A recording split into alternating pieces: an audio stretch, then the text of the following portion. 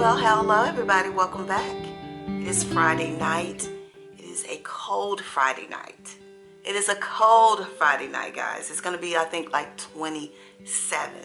Now, all week we've had temperatures in the upper 60s and even hitting the 70s for like 2 days. It was like 72, 73 degrees. And tonight, it's going to be 27. It has been just a crazy, crazy week weather-wise. But anyway, I am here. It's Friday night.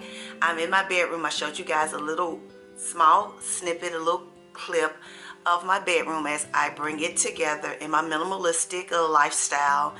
And just wanted to give you a little peek, just a little snippet.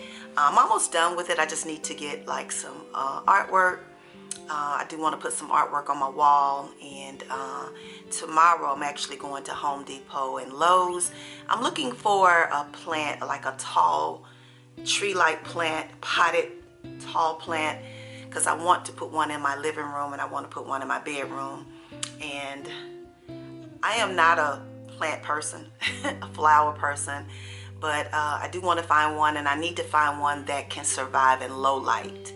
So if you guys know of any plants that survives indoors in low light, drop it in the comment section for me so that when I go tomorrow, well, by the time you see this video, I will be out. But in case I don't purchase anything Saturday, because it may be Sunday or Monday, y'all drop in the comments and let me know some good plants that are that survive in low light, and indoor plants, because I need to get me something to make my house come together in this zen feel. I need some greenery. I do have some artificial plants, one in my kitchen, one in my office room, but I want some real plants. So y'all drop in the comments. But it's Friday. I'm sitting here about to have popcorn. Got me a little juice. This is not wine, just some juice. And I'm about to watch some movies. Someone told me it was a good movie on Netflix called African Queen, where it's more like a documentary. I think Jada Pinkett Smith is doing it. So I think I'm going to check it out tonight. But I am dropping in today, and I know you saw this topic, and the topic probably is going to bring some curiosity. Some of those people who don't really come through my channel much, but because of the title, it can sometimes draw in, people that you typically don't get viewing your channel. But today I'm going to talk about things I learned about love that's in my lifetime. Things I learned about love. So if you're interested in this video, keep on watching.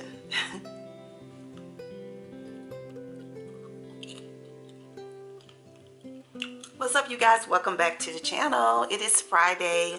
I am relaxing in my bedroom tonight. It's chilly, so I'm about to snuggle up here shortly and kick back and watch some movies. But I thought I'd go ahead and record my video for the weekend tonight. Let me say thank you to all of the new subscribers.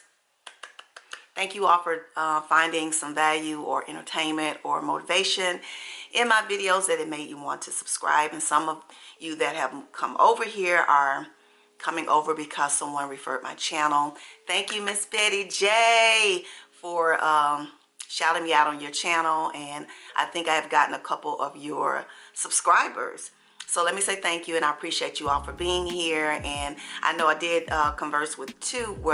message with two of your subscribers, and I did subscribe to their channels, maybe 3. It might have been 3, I think, that I subscribed to. And I just do appreciate the sisterhood, the support on the channel. And if you have channels, guys, support one another. That helps you to grow. It also helps you to build relationships and meet people that you otherwise wouldn't meet. But I'm here, guys. It is so chilly tonight. As I get older, I realize that I'm not a cold weather person, and so I've always said that when I retired, that I was going to retire to Florida. I had to retire near the beach because I just love warm weather. But I noticed that as I get older, I'm very intolerant of cold weather. It's something that makes me just want to go in, and I don't want to be out. I can't stand it. I need to move at some point. But anyway, thank you all for being here tonight. But and all my returners, let me not forget my queens, my returning queens and sisters. Thank you all for being here. But tonight I just wanted to talk about, I was thinking today, I'm often asked, why am I single and why I'm not in a relationship. And, just along those lines, questions along that line. And, it's interesting to me that sometimes you get stereotyped or you get judged, and people say things like, it must be something wrong with you because you're not with anybody. But I'm going to tell you something. When you get to a certain age and you get comfortable in your life, and you get comfortable with just being at peace, because nothing is like your peace. Like your peace, guys. I'm gonna tell you something. It's nothing like having your peace. That does not mean that you don't want companionship. You don't want somebody in your life to share it with. It doesn't mean that. But when you've had a life where you've dealt with a lot of just chaos, or heartache or heartbreak, and then you find yourself at a place in your life where you're comfortable in your skin, you're comfortable in your life, and sometimes you just don't want to disturb that. And so it's not about, there has to be something wrong with you, or you're bitter, or you're broken, or, because I've heard that also. I've heard men say, somebody must have broke your heart. It's just crazy. But I'm going to tell you some things that I learned about love in my life, because when I was younger, all the things that I thought love was not. So when I got to a stage of my life, and I won't say it was just 50, but when I got to a stage of my life, I started realizing that the relationships that I had all my life really wasn't about love. Now, I have felt that I've loved a man before in my life, and that would be my first husband. I felt like I loved him, but I have to say that most of that love that I felt for him was me fantasizing about what our relationship could be, because he was in the military and he spent a significant amount of time overseas. Now we live in a stage where, in an age where, when people are married to military, soldiers, when they're married to those people, whether it's male or female, you can travel to a lot of those countries they go to.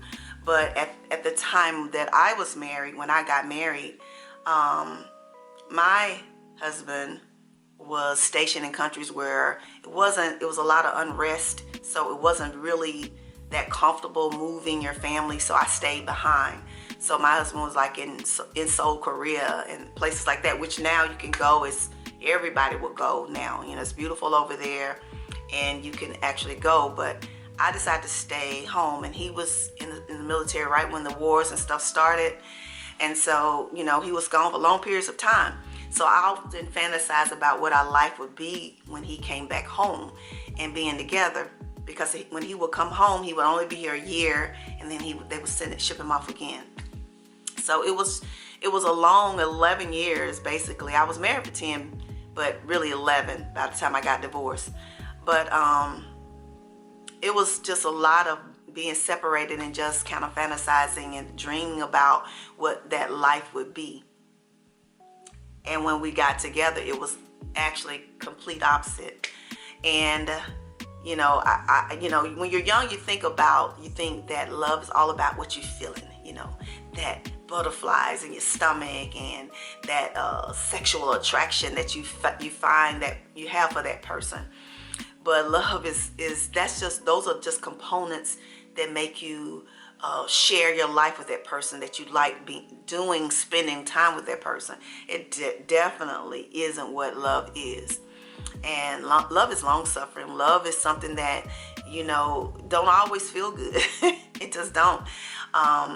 When you're able to unconditionally commit yourself to someone through whatever trials or tribulations that you go through, the uphill battles, that's when you can say, I truly love someone, when you're really ready to commit your life and get in the trenches with them. And so over my life, I think about the relationships I had, and I was just like, what? I've never really experienced receiving love from a man.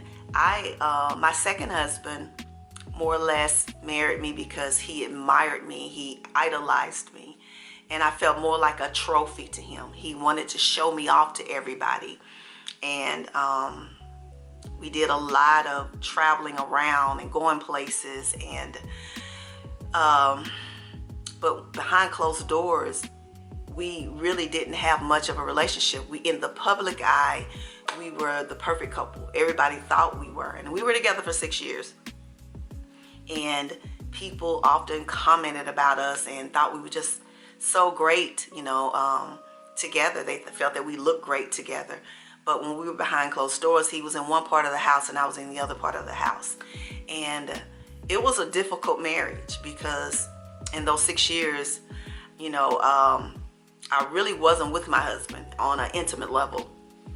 And so at one point, I just decided that this was wrong, because his idea of what marriage was wasn't what I was willing to commit myself to be in a loveless marriage and an unaffectionate marriage and living in different parts of the house. And then when we go to the public, we were often hand in hand and smiling and faking and all of that. So yeah, it was one of those decisions I had to make, that I needed to go on and figure out my life and get myself together and figure out who I was and move on. And that was in my 30s, guys. And I think by the time I was 40, I was younger than 45. That's when that divorce came to an end. So I've been on my own for quite a while now, guys, for quite a while.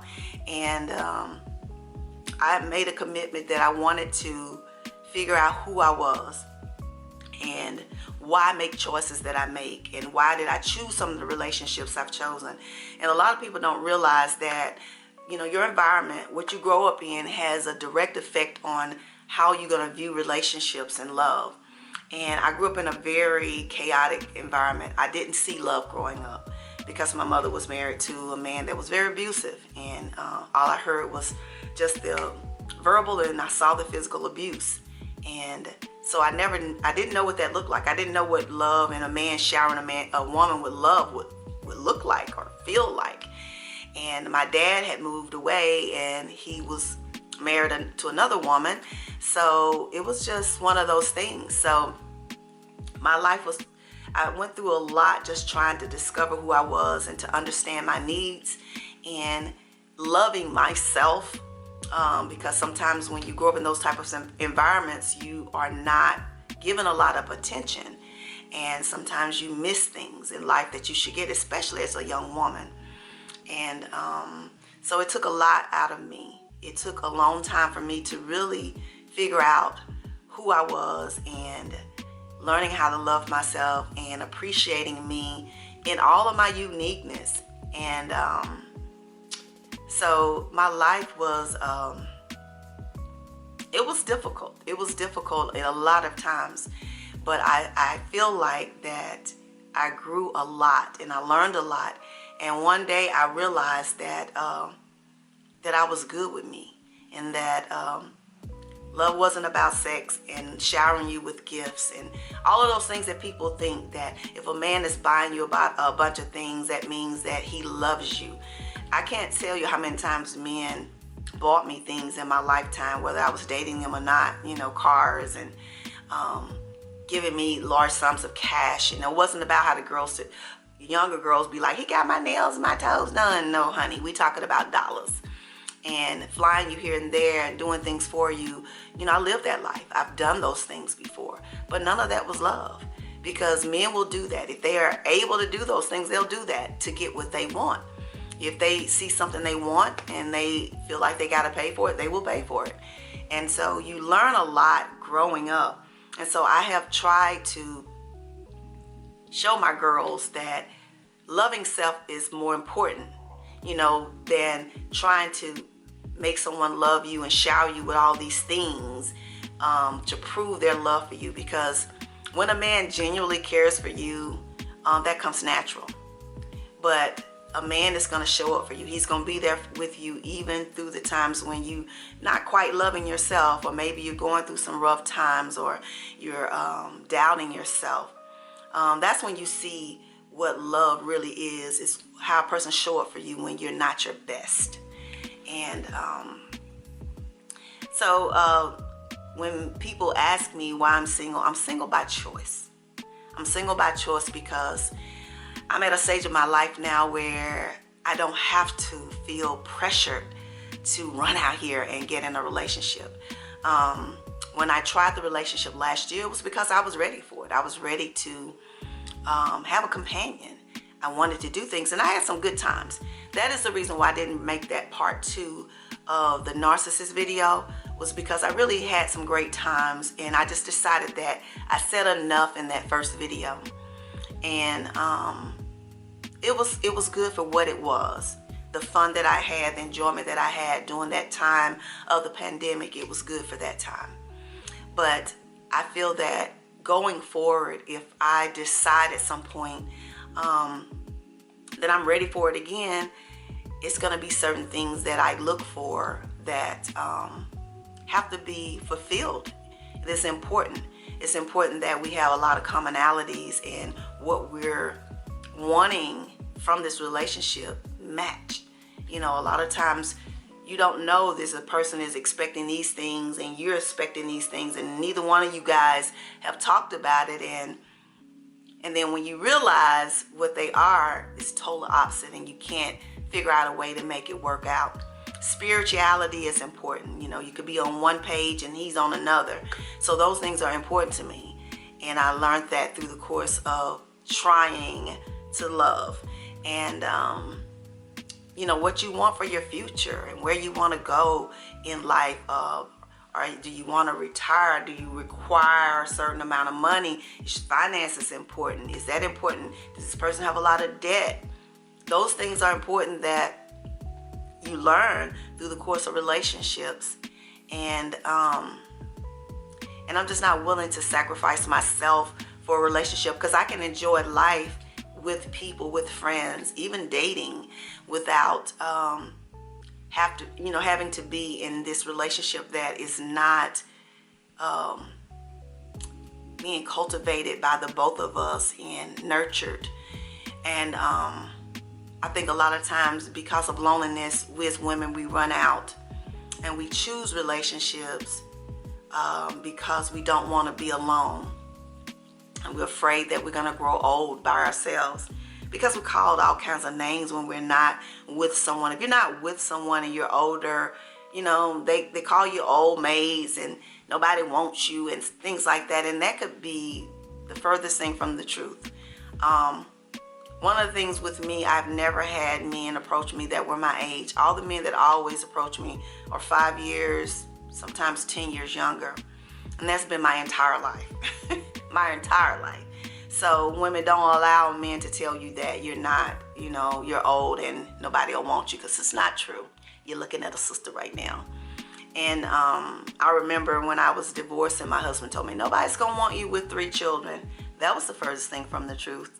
Because from the day that I left him, men was always approaching me and they always knew I had children. So it's just the confidence that you exude, the way that you feel about yourself, it will show on the outside. If you act insecure, if you are low self-esteem, if you're not quite sure yourself, those things do show up.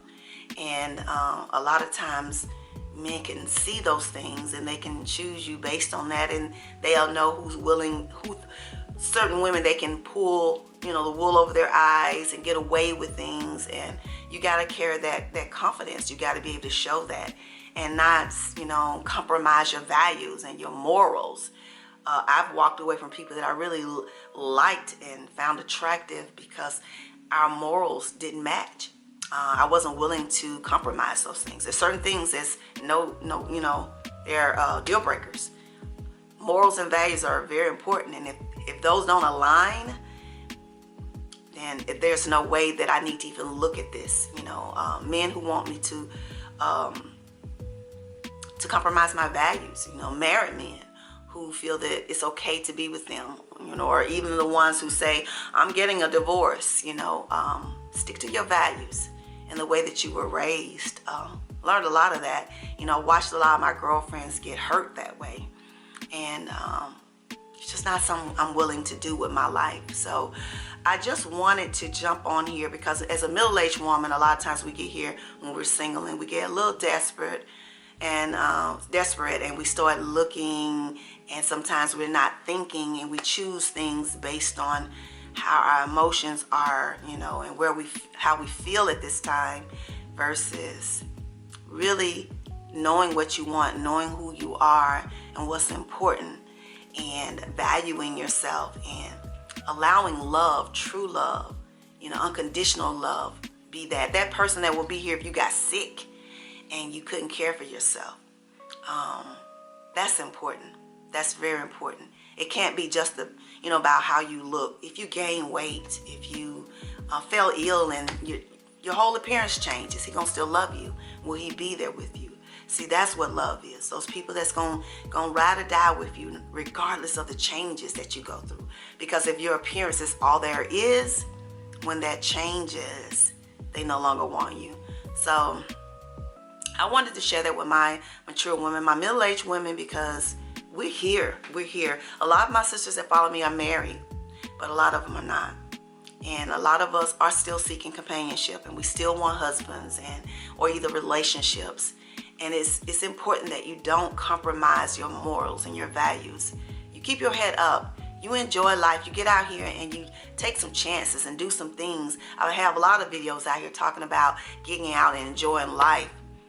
And don't let desperation and loneliness push you into something that you're not ready for. Make sure you're comfortable with you and your space and doing things with you. You got to be happy with you first before you get out there trying to give yourself to someone else. So I thought I'd share that tonight with you. Ladies that are where I'm at right now in life, I'm enjoying life. And, you know, if I just so desired, I could accept some invitations right now for a relationship.